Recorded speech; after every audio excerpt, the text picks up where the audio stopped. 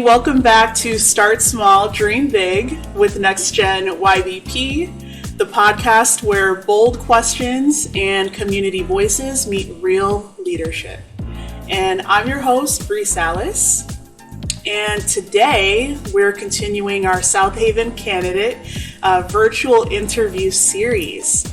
And we're going to have a conversation that brings both experience and vision to our virtual space that we got going on here. So as we head toward the August 5th primaries in South Haven, I will be speaking directly with South Haven's candidates who are running for mayor to get some real answers on the issues that matter to local young professionals, families, and really the broader South Haven community. And today, joining me is the current South Haven mayor and mayoral candidate, Ms. Annie Brown. And as someone who's led South Haven through seasons of growth and change, we invited Mayor Brown to not only just share her story, but to also answer your questions that you submitted. And these are questions from local young professionals and residents that really do care deeply about the direction our city is headed in. So Mayor Brown, thank you so much for being here. Very excited. Bri, and congratulations on your new job. Oh, thank you so much.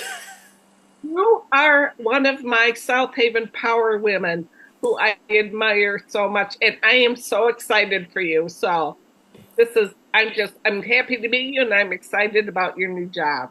Thank you so much. I'm so excited to get started as well. And thank you for making time for being here. I know you are a very busy lady with election stuff going on, so we really just appreciate you being here to connect with us. Well, thank you. Yeah, absolutely. I think the first question I want to start off with that I'm asking every candidate. So if you want to just tell me about yourself and maybe what's motivating you to seek re-election again this year for mayor. Well, I've lived in South Haven for 40 years. I'm right at my 40-year anniversary because I was hired by the South Haven Daily Tribune to report for them because they were desperately seeking someone to cover the Blueberry Festival. So that's how I came here, and I eventually became the editor. And then I ended up marrying the funeral director who would call in the obituaries, and I wrote them. So my husband, Jeff Bilbrandt, and I have lived here and raised our kids here.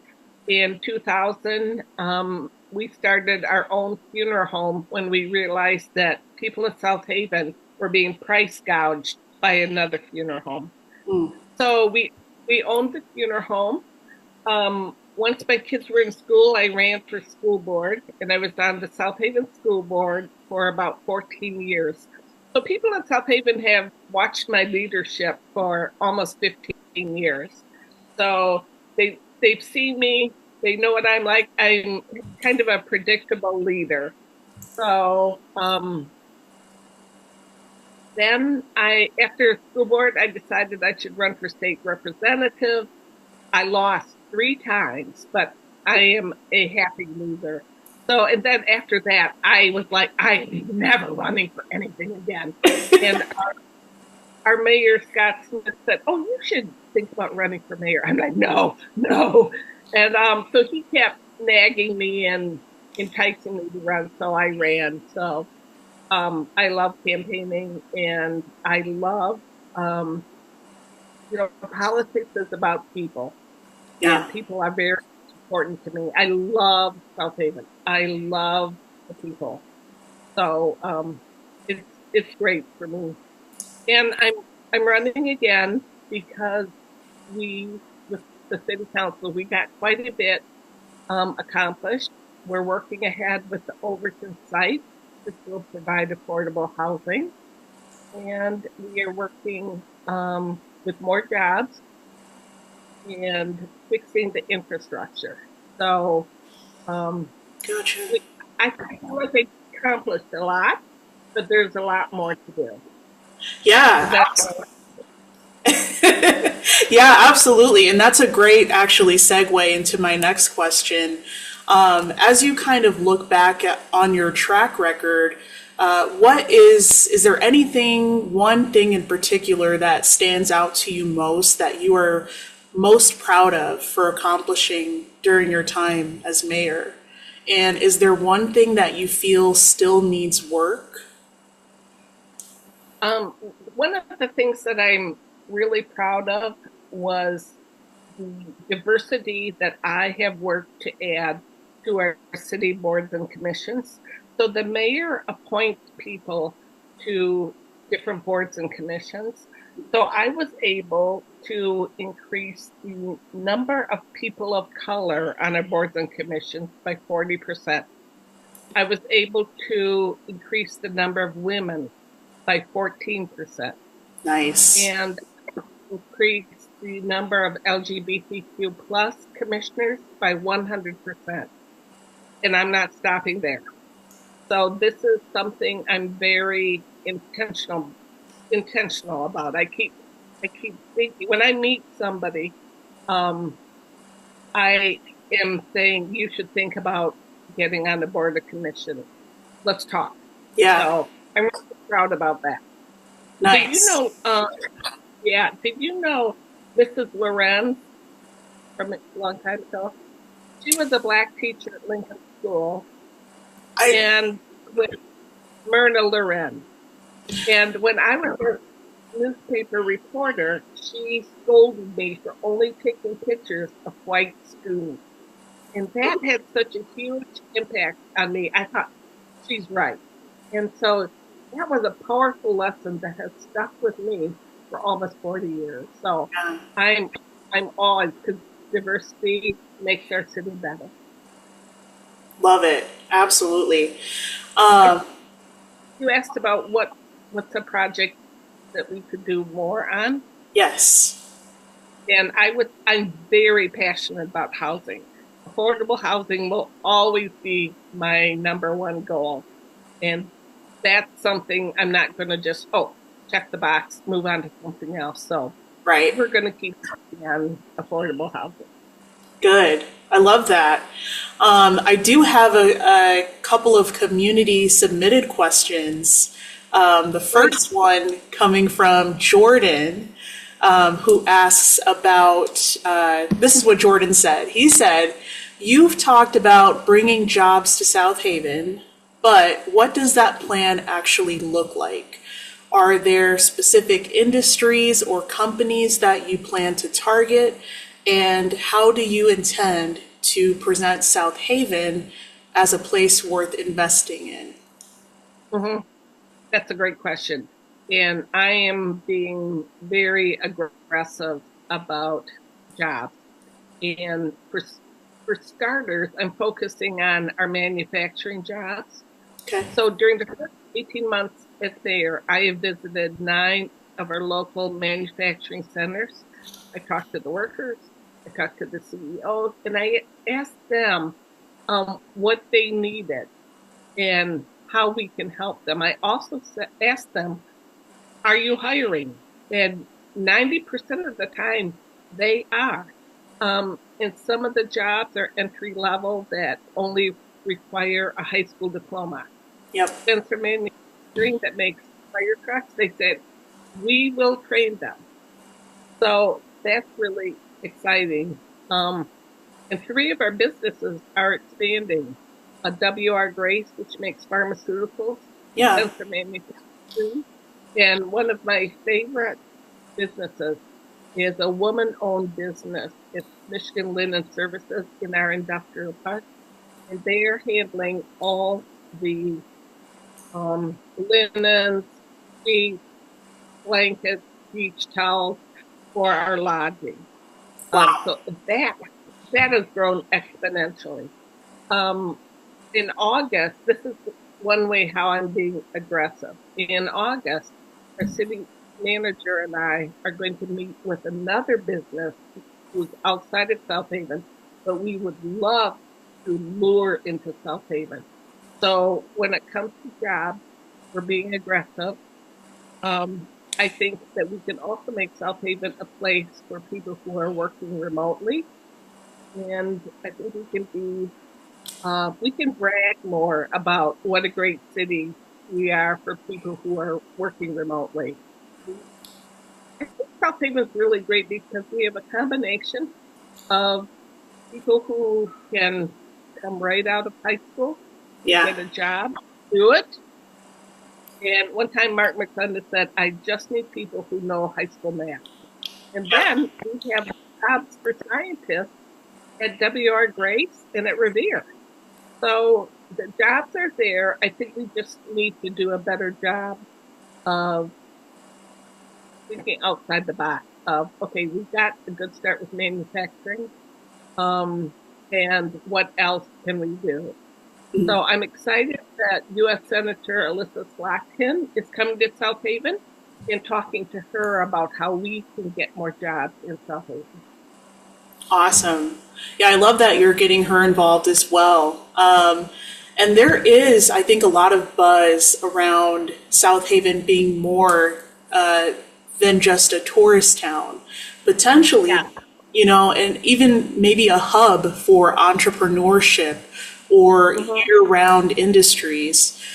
So I'm wondering, do you see a pathway for supporting Black and Brown business owners or, young founders who want to really plant roots here in South Haven? Yes, I was very supportive of Monique Crowley and her husband when they started their food truck. Yeah, So that it's always great to have another Black-owned business in town. yeah. Um, and then I'm sad that they left, but they're still expanding in Lawrence, and I know they're going to be doing great things outside of South Haven. So, it's like I said, um, we need to be intentional about recruiting Black professionals, people of color. So that just needs to be a plan. I think we could push that more as a goal for our city council. That's a great point. Um, I want to switch gears for a moment and talk about affordable housing, because this is also an important topic that I think a lot of young professionals and families have on their minds. And so we did have Jordan submit another question about housing, and it is a big one. So what price range would you consider affordable for South Haven residents? And besides Overton, which I know you had mentioned you're working on earlier as well, but besides Overton, where else would you maybe see this type of housing being developed? He Mm-hmm. does have a concern that maybe concentrating all affordable or workforce housing in one neighborhood reinforces segregation in a way. So just wondering, how do you plan to address that? Right. Um, First of all, I want to say that housing is affordable when it is about 30% of a person's income, at least 30%.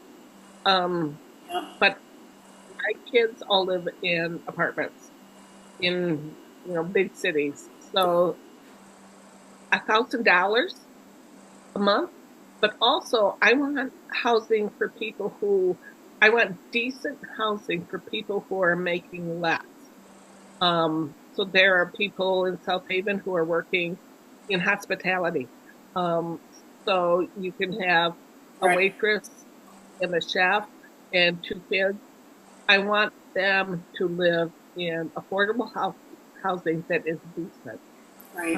And we are looking outside of Overton. So on Tuesday, I'm meeting with a property owner who wants to use his vacant property, which is within walking distance of downtown, as affordable housing. So we're meeting with him. We're also working to secure land that can be used for affordable housing. Um, with there are different little pockets of vacant lots where I think we can use. So we just have to be aggressive. And there's some land that's going to become available that's 4 acres. And the city manager and I have already met with the owner, and that land can be used for teachers' apartments or small houses. We're also working with the Housing Commission.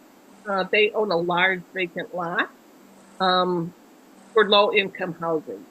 And the city and our John Gill, who's the director of the Housing Commission, we've talked about it once, and we're talking about it again. Next month, I'll be meeting with a person with Alan Edwin Holmes to show him the vacant that's available in our city and township. So there, I was going door to door, and when you go door to door and you're walking every street, you run into vacant lots. I'm like, oh my gosh, look at this. Yes. So, and then I get all excited. So, and last month I went up north to Frankfort, Michigan, which is, it's like us, a coastal tourist town on Lake Michigan. Yep. And they have big issues. So the city manager and I were talking. One cool thing that he's doing is he's working with their local hospital, which is a small hospital like ours. And the hospital is going to build small clinics and doctor's office with apartments on top. So the city manager and I are looking forward to working with Bronson and talking to them about how they can better use their vacant property in South Haven for affordable housing, whether it's nurses or doctors or more teachers. So I think that gives me some optimism. So another thing we need to do is we need to be flexible. And I like the idea of accessory dwelling units. These are the small houses that can be in a large backyard. Or if you own a vacant lot next door, it can be there. Yeah. So I like that idea. And so that means our zoning needs to be housing friendly. My poster child for ADUs, and we have a couple that have been grandfathered in, is our high school band director, Jeff Bott. When he moved to town, it might be 20 years, so I'm not sure. He stayed in an ADU that he rented. And that gave him time to save money, save up his salary as a band director. And his wife came to town. They lived in the ADU. And eventually they had enough money to buy a home in the township. Now they have kids who are in their school district. So making sure you have flexible housing allows young families to stay in South Haven, send their kids to our public schools, and gives them time to save money. Yeah. Another example I like, this is another thing I discovered when I was going door to door in Ward 2, apartments above garages. Their former city manager, Brian Bissett, before he was married, he lived in an apartment above a garage on Superior Street. And it is such a great idea for somebody who's just starting out. And once again, that gave him time to save money. He got married. He had enough money to buy a home in South Haven. Now he has 3 kids. Those 3 kids are attending South Haven Public School. Yeah. So it all works out. And those are all, my examples are all young people who are, in their young 40s. So I think it's great. And if we want, everyone says we need young families. We need young families. Well, let's be intentional and provide ADUs in apartments above garages that will entice more young families to come to a place where they can afford housing. Yep, well said. And you're right. I think you bring up a great point because not everybody is the same. Not everybody's situation is the same. So you do have to be flexible when it comes to how do you approach and address, the housing issue. because everybody's different. So I love that you're looking at all options and exploring different paths to get there. Now, I do want to talk about civic accountability and communication. So we did have Emily who submitted a question. She's a resident from South Haven, and she did ask about short-term rentals. So she was wondering, this is what she said, short-term rentals are often blamed for the lack of young people and families settling in South Haven, but I think that is short-sighted. So she's wondering, what do you believe are the deeper or more complex reasons behind that trend? And how do you feel that the city can create a culture that is truly attractive and sustainable for young residents and families? You know, that is, I love that you said culture, because, you know, I always say, I lived here for 40 years. Yep. I know South Haven's culture. And I always say, you know, I moved here when I was like 24, and South Haven took over from my parents, and they raised me in the South Haven culture. Yeah. So my brain is wired to welcome people. So when people are here, they come for stay in short-term rentals. I love that. Mm-hmm. I do not frown upon short-term rentals, because when people come to South Haven, they bring their talents, their skills, and their credit card. So I love it. Ryan Servetus said, when people come to South Haven, they're here for a test drive. Yeah. And they're staying in short-term rental, and they're saying, gosh, maybe we could live here. Mm-hmm. Maybe we could drive around and see if houses are for sale. Maybe we could retire here. Mm-hmm. So I love it. And our former mayor, Betty Davis, she was a short-term rental person long ago. Her family came to South Haven to escape the heat of St. Louis. And they came to vacation. They stayed in cottages, and then they went back. She ended up moving here, and she got married. Her 2 kids went to South Haven School, and she became our mayor. And then another great example, another poster child for this is Kendra Kingsbury, who works for the South Haven and Van Buren County Visitors Bureau. She and her husband came and stayed in short-term rentals, and then went back. And then they came back, and they would stay again. Then they decided to move here. They now live in their own home, which they bought in the city. Yeah. They're both, giving their talents and their gifts to South Haven, and they volunteer. And Dave Kingsbury was recently appointed to our Parks Commission. So that's what I love about short-term rental. And I'm a welcoming person. So whether you're staying in the Hampton Inn, or staying in a short-term rental, or camping at the state park, good to see you. Thank you so much for choosing us. I have nothing against short-term rental. So. Got it. And along that same note, when it comes to communication, sometimes I think residents tend to feel like their voices can get lost between elections. So what maybe are some ways that your team has worked to make public input more actionable? And do you feel that that could be strengthened or improved at all? Oh, yes. That is something I can really work on. I did a candidate survey recently, and they asked me how I communicated with people.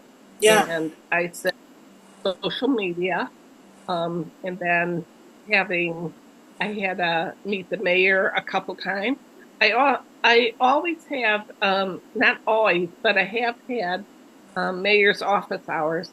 at the library once, and then more at City Hall where people can just stop in. Okay. In the questionnaire, I said, and then there's always aisle 5 at Meyer. So people find me when I'm shopping and ask me questions, which is great too. So they'll say, "Oh, I'm sorry to bother you." I'm like, "Oh no, not at all. I want to hear what you're saying." But Yeah. yes, I can think of better ways probably in my next term on communicating. That's a great suggestion. Yeah, absolutely.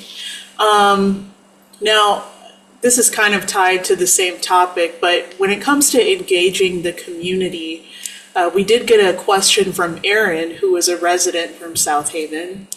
And I think it really speaks to the heart of this podcast and why it exists. So he asks us, what is your plan to better communicate decisions and opportunities to the public, especially people who don't always feel represented or connected to what's going on at City Hall? I think that it would be helpful to have talking points published and available after big votes by City Council, because sometimes, like when we're voting on ordinances about short-term rentals, it gets confused. So I think that would be better to have just talking points that people can read quickly and say, "Oh, that's what that was about." So I think I can do, I think there are great ways having more meetings at different coffee places. Yeah. Having events like ice cream with the mayor, going early and sitting at the big table at Clementine for a Thursday potato soup night. So I think there are myriad ways that I can do a better job of exploring, but I'm open to that. And I would rather, instead of people coming to me, I'm also interested in going to where the people are, where Aaron likes to hang out, and me showing up where he is. That's easier. That's better. Yep. Absolutely. And even what we're doing now today when it comes to having, these really, informative, in-depth online conversations, social media, you mentioned, I think as well, it helps a lot. I think that's where a lot of folks tend to get their information from nowadays too. So the fact that you're keyed into that is great. I'd say something else. I heard from Mrs. Leona Rice, who lives in Ward 1, and she suggested that there needs to be more communication. And I think it's good for me to schedule office hours at Black churches too. Instead of expecting Ward 1 residents to come to the library or come to City Hall, that I come to where the voters are and have meetings at different Black churches. Yep. Yeah, absolutely. I think my final question here, as we're wrapping up, is there any kind of message that you want to leave with the young professionals, the emerging leaders, the working families of South Haven? Oh, yes. I always am ready for the last word. Yes. I want our young leaders to run for office. And I always invite people to run for office. The invitation comes first, and it's followed by a year of nagging. So I already know who I'm going to appoint to boards and commissions next year, because I can spot leaders who are just so strong and talented and gifted, and also adding diversity is important. So anyone who's listening, young professionals, anybody, I really want you, and I'm inviting you to run for office. It can be school board, it can be city council, it can be state representative, and I will help you. I'll be there to help you. Love it. Yeah, we absolutely need that representation. So thank you for that. Yes, absolutely. And thank you for liking. Yeah. You too, Bri. You can run for office. I will be there to support you, and I will write you a check for your campaign fund. Oh my gosh, thank you so much. We'll have to talk more about that for sure. But yes, Mayor Brown, thank you so much for taking time to answer these thoughtful, community-driven questions. I think it's always powerful when our community members get to hear directly from those that are in local leadership, especially when we get to center the voices of everyday people in this conversation. So thank you. Thank you. Yes. It's great to talk to you. You too. And for those watching, don't forget South Haven's primary election is happening Tuesday, August 5th. So make sure that you're registered, informed, and you're ready to vote. And if today's conversation with Mayor Brown gave you some insight, some clarity, share this interview with your network, tag us at NextGen YBP, and you can stay connected with us at nextgenybp.com. So until next time, keep dreaming forward, and we'll catch you later.